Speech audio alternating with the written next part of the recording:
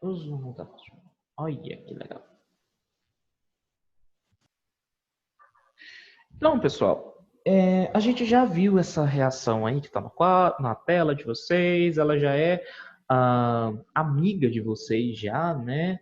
Então, o que eu vou falar aqui agora, vocês já sabem, né? Vocês já viram, bom, vocês sabem, não sei, mas vocês já viram esse procedimento. Então, essa reação é uma reação que ela é uma reação de equilíbrio. E lembrem que eu falei na última aula, na aula de segunda-feira, que existe a diferença de uma reação de equilíbrio e uma reação em equilíbrio, ou seja, o ponto de equilíbrio. A reação de equilíbrio é uma reação que pode ocorrer tanto pela forma direta como da forma inversa. A reação no equilíbrio, ou no estado de equilíbrio, ou no ponto de equilíbrio, está relacionando com aquele ponto onde as velocidades de concentração dos reagentes e a velocidade a velocidade de formação dos produtos e a velocidade de formação dos reagentes em relação à concentração são iguais. Quando você consome reagente para produzir produto ou consome produto para formar reagente, você tem duas velocidades. Uma que é a velocidade direta e a outra que é a velocidade inversa. A gente dá essa equação geral aí, A mais B formando C mais D, mas não necessariamente essa reação aí ela vai ser direta ou inversa. Tá? Pode ser que essa reação ela seja ao contrário, C e D formando A e B. Tá? Nada impede. Então, quando a gente vai determinar ponto de equilíbrio, a gente fala a reação, né? Os reagentes estão consumindo para formar tal produto. O produto está sendo consumido para formar tal reagente. É sempre esse procedimento. E aí a gente entende que esse procedimento, opa, de novo, nossa, eu adoro quando eu aperto o botão errado e vai lá para o último slide. Nossa senhora, eu amo isso. Esses dedos gordos de macaco que fica apertando o botão demais. Nossa senhora, que ódio. Aí eu tenho que ficar voltando, aí sai isso na gravação, aí a pessoa acha que a pessoa é doida. Então, Professor, oi. eu adoro, Nossa, amo. eu mais ainda, professor, quando Nossa o senhor senhora. faz isso. Nossa, odeio. Então vamos lá.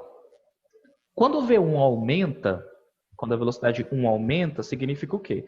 Que a reação está se deslocando para a direita, ou seja, nesse caso aqui, que os reagentes estão sendo consumidos com uma velocidade maior para formar os meus produtos.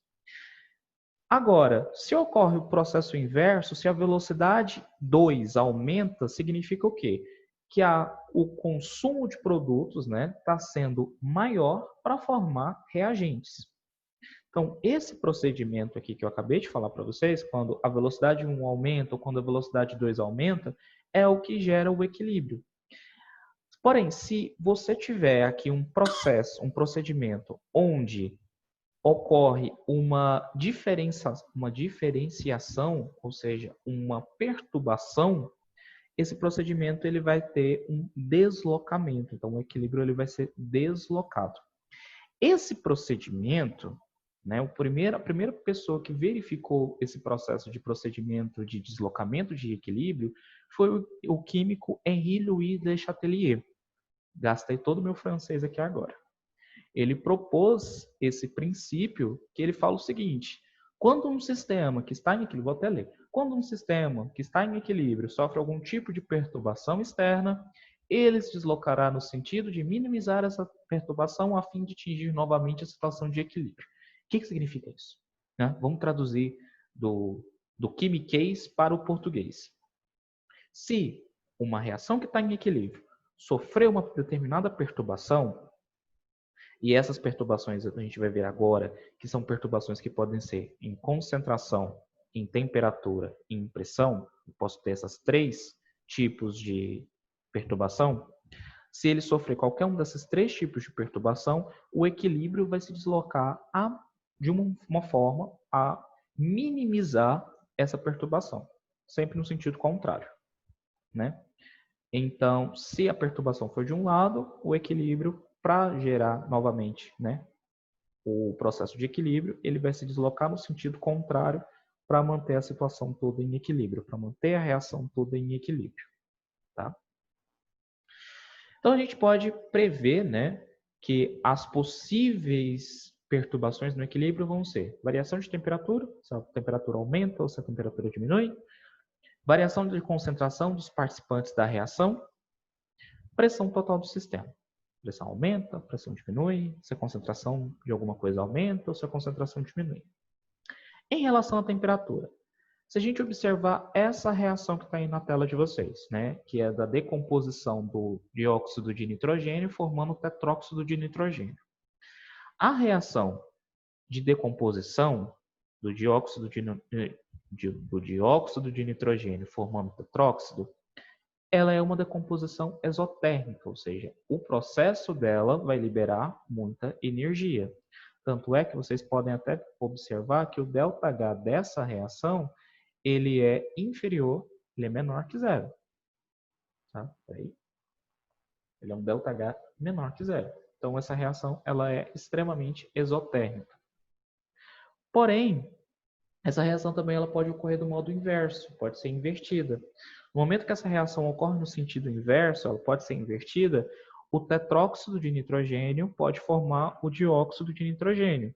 Só que essa reação ela é extremamente endotérmica, ela precisa receber uma energia para que ela ocorra.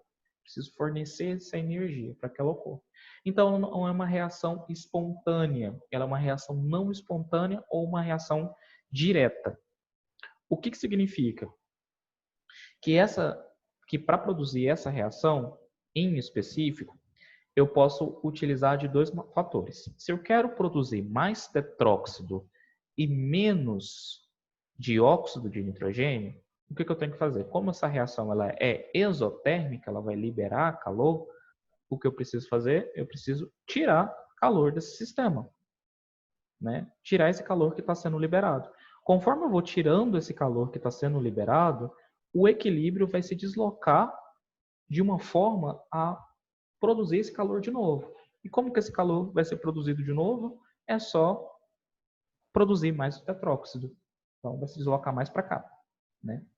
Mais para cá é bom. Mais para a produção do tetróxido. Agora, se eu quero produzir mais dióxido e menos tetróxido, o que eu tenho que fazer? Eu tenho que ir fornecendo energia. Conforme eu vou fornecendo energia, o equilíbrio vai se deslocar para o lado dos reagentes, né? Então, no caso, para a formação do tetróxido. Desculpa, do dióxido de nitrogênio. Sobre temperatura, tranquilo? Sim. Então, vamos lá.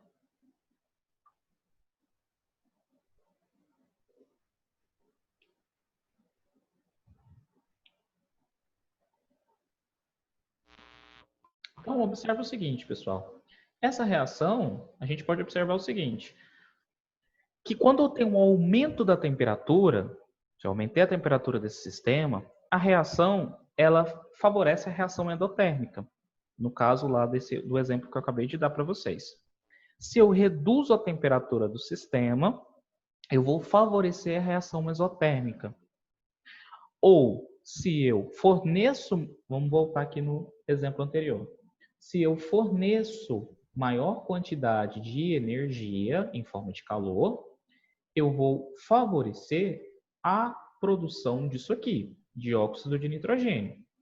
Agora, se eu vou tirando temperatura, vou abaixando a temperatura aos pouquinhos, eu vou favorecer a formação disso aqui, tá? Então, se eu reduzir a temperatura, favorece isso aqui. Se eu aumentar a temperatura, favorece isso aqui. Então, o que a gente pode generalizar, né? Vamos fazer uma generalização. O equilíbrio, aumentando a temperatura do sistema, o sentido do equilíbrio vai se deslocar para o lado endotérmico. Se eu diminuir a temperatura, o equilíbrio vai se deslocar para o lado exotérmico. Tá? Então, aumenta a temperatura, desloca para o lado endotérmico, diminui a temperatura, o equilíbrio se desloca para o lado exotérmico. Tá? Concentração. Essa da concentração ela é muito tranquilinha. Tá? O que ele está falando sobre a concentração? Dependendo do que eu coloco no meu sistema, a minha reação para ela funcionar, se eu aumentar a quantidade de alguma coisa, a concentração vai se deslocar para algum lado. Então, observe o seguinte. Se eu aumentar a concentração do heptacromato, melhor, não vou falar os nomes químicos, não. Se eu aumentar a quantidade do pozinho alaranjado, a reação tende a formar o pozinho amarelo. Se eu aumentar a quantidade do amarelo, a reação tende a formar o pozinho alaranjado. Tá? Então, aí vamos lá. Se eu começar a tirar amarelo, o equilíbrio se desloca para produzir mais amarelo. Se eu tirar alaranjado, a reação vai se deslocar para formar o amarelo, vai se deslocar para formar o alaranjado. Tá? Então, o equilíbrio, a gente pode generalizar essa questão de concentração o seguinte: aumentando a concentração, o equilíbrio vai se deslocar no sentido oposto da reação adicionada. Então, se eu aumentei alaranjado, ele vai se deslocar para o lado do amarelo. Se eu aumentar amarelo, vai se deslocar para o lado para produzir alaranjado. Lembrando que eu estou falando amarelo e alaranjado porque eu não quero falar os nomes. Tá? Agora, se eu diminuir a concentração, o equilíbrio se desloca para o lado do mesmo para minimizar a espécie retirada. Então, se eu tirar amarelo, o alaranjado vai formar amarelo. Se eu tirar alaranjado, o amarelo se desloca para formar alaranjado. Ok?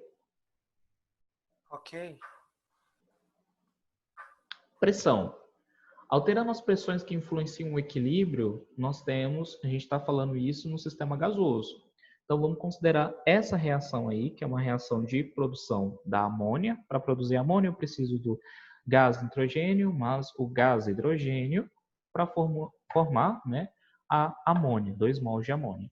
Observa que do lado direito da minha reação, eu tenho 4 volumes de gás. 3 volumes aqui, mais um volume aqui.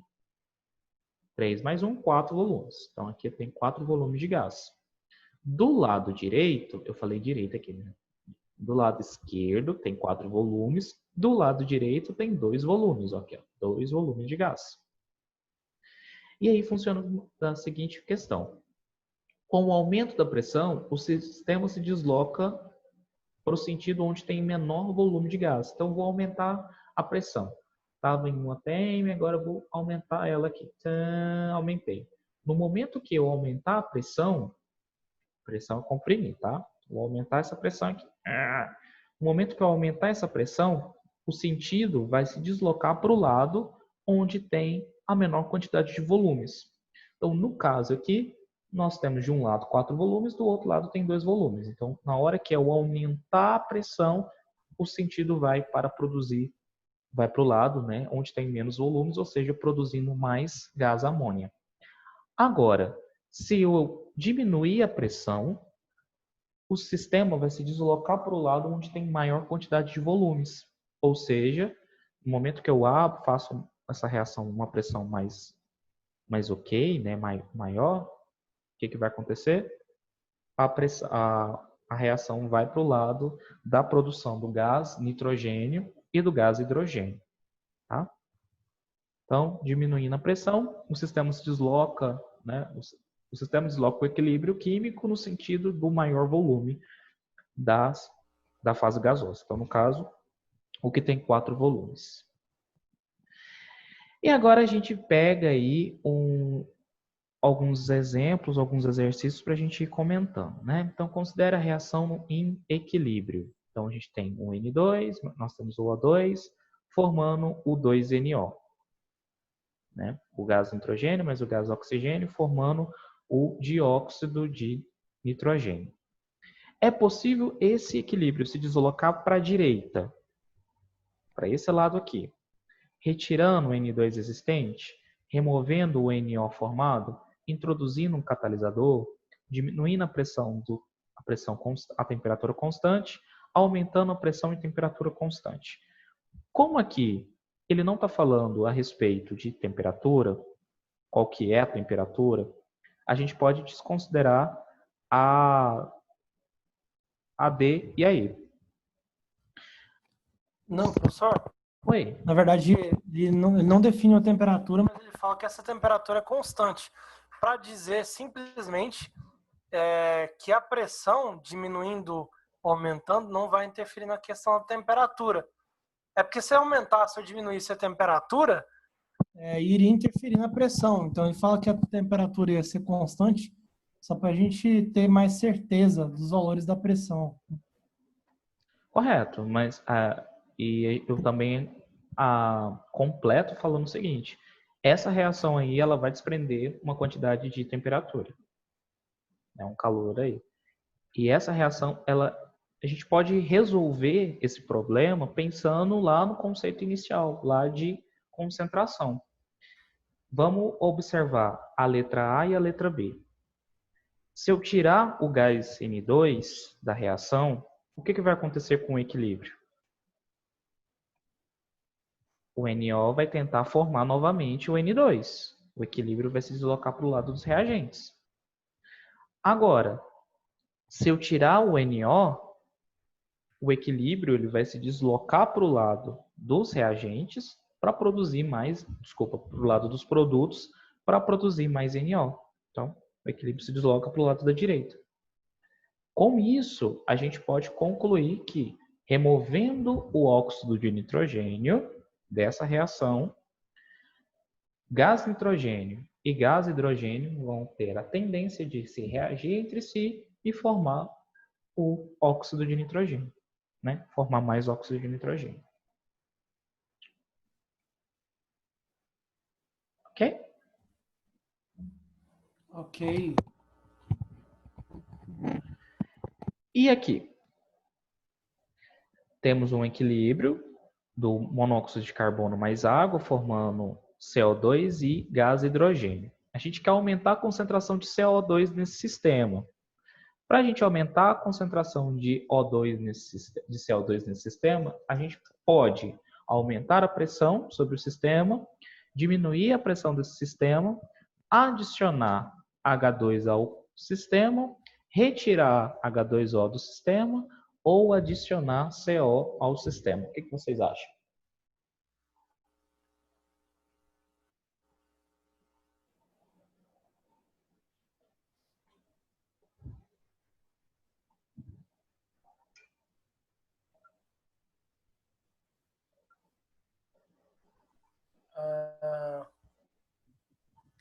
Letra E. Adicionar E? CO Isso ao mesmo. sistema. Vamos pensar de novo naquela questão da concentração. Se eu vou aumentando a quantidade de CO, né, aumentar a quantidade de monóxido de carbono, o equilíbrio, né, vai ter muito reagente, então o equilíbrio vai se deslocar para o lado dos produtos para produzir mais CO2. Ok? E aí a gente tem mais uma.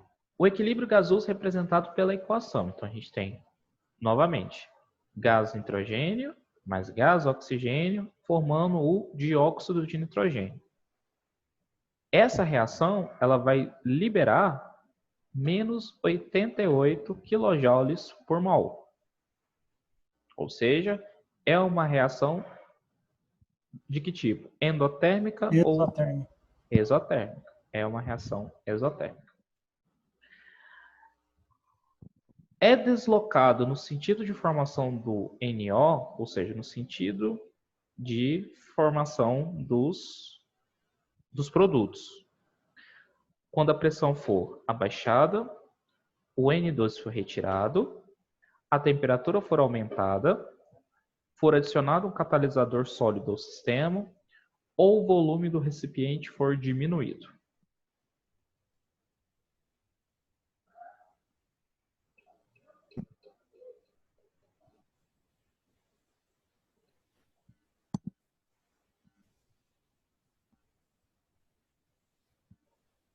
Então, N2 foi retirado. se eu tirar N2 do sistema, o NO vai tentar produzir mais N2. Então, Vai para o outro lado, né? isso vai para o outro lado. Se eu abaixar a pressão, ela vai para o lado de cá. Com maior volume. Eu tinha pensado nisso, mas Com lembrei mais da volume, concentração. só que os dois têm a mesma quantidade de volume, né? Aqui tem 2 volumes e aqui também tem 2 volumes. Pressão aqui, então, não vai influenciar. For adicionado um catalisador sólido ao sistema. Também não tem tanta... Na verdade, um catalisador sólido aqui não vai adiantar em nada, né? Porque a gente está falando de gases. Então, o catalisador sólido não vai influenciar em absolutamente nada. O volume do recipiente for diminuído. Aumenta Não, a pressão. né? Vai aumentar a pressão e aí também não vai adiantar absolutamente nada porque tem 2 volumes do mesmo sentido. Então, a única que entra aqui é a letra C, igual o David falou pra gente agora. Fala tu, tu. Então, o David falou, temperatura for aumentada. E realmente temperatura for aumentada. O gabarito dessa questão aqui é a letra C. O que eu discordo desse exercício, né? Eu coloquei esse exercício aqui para gerar polêmica. Porque essa reação, ela é exotérmica, por natureza. Se você coloca mais temperatura nessa reação, teoricamente você está fornecendo mais energia em forma de energia térmica. Então a reação ela teria, né, que se deslocar para um sentido contrário. Porém, toda vez que eu fui procurar explicações sobre esse exercício, não tinha explicação por que foi a letra C foi colocada como gabarito correto. Se eu não me engano, isso aí é um vestibular da UEG, né, de 2005. Mas eu coloquei esse exercício aqui justamente para gerar polêmica entre vocês. Toma água.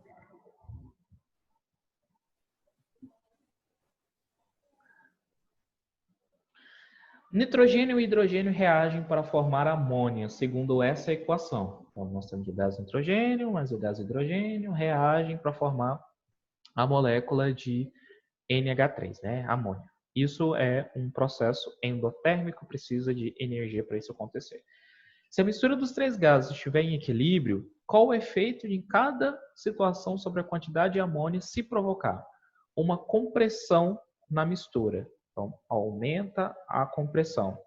Se eu aumento a compressão, eu aumento a pressão. Se eu aumento a pressão, a reação vai se deslocar para o lado da produção da amônia, né? Então, o equilíbrio vai se deslocar para aumentar a quantidade de amônia. Se eu aumentar a temperatura, o que vai acontecer? Eu estou fornecendo maior quantidade de energia em forma de temperatura. Se eu aumentar essa quantidade de energia em forma de temperatura, a reação vai se deslocar para o lado da formação dos gases, né? Os gases NH2 e N2 e H2. Se eu aumentar mais hidrogênio nesse sistema, o equilíbrio vai se deslocar para o lado da formação da amônia. Então, no caso, o gabarito dessa questão aqui é a letra E, de efalante.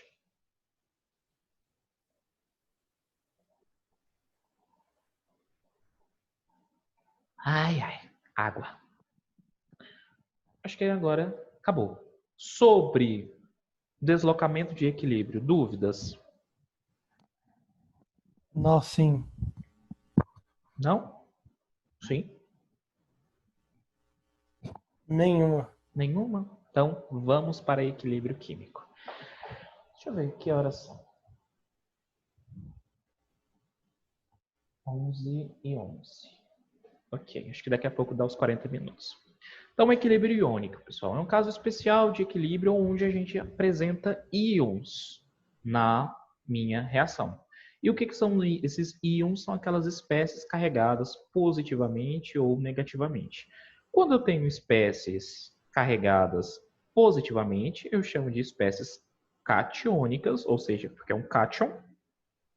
E quando eu tenho espécies carregadas negativamente, eu chamo ela de espécies aniônicas, porque elas são ânions, tá?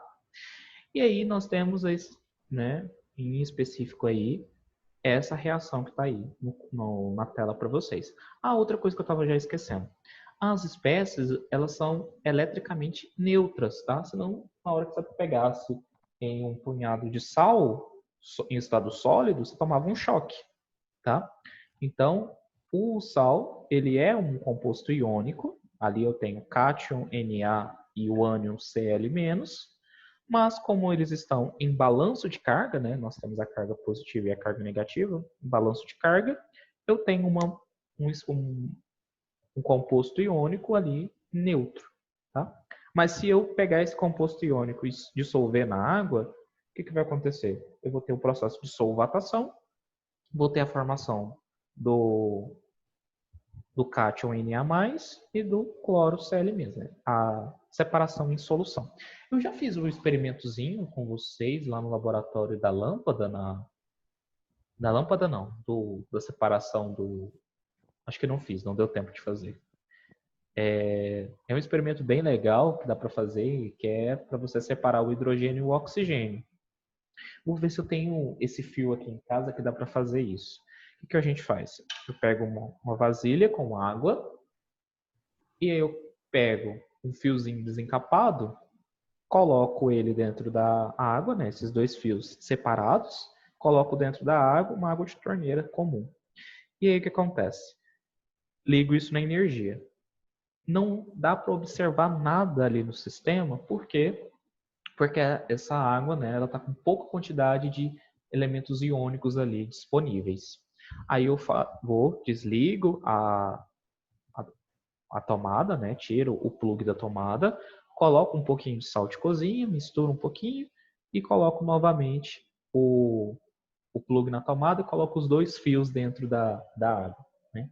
E aí, no momento que eu insiro os dois fios dentro da água, vocês conseguem observar umas bolhas saindo.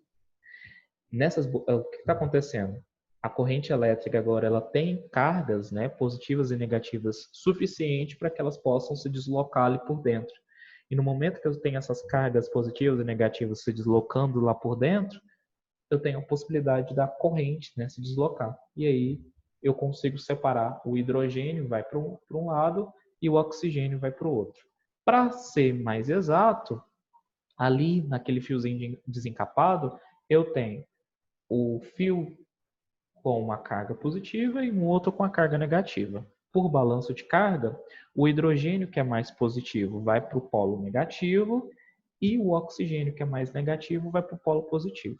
Em laboratório, eu consigo colocar dois tubinhos de ensaio ali na pontinha desses fios e eu consigo separar hidrogênio e oxigênio.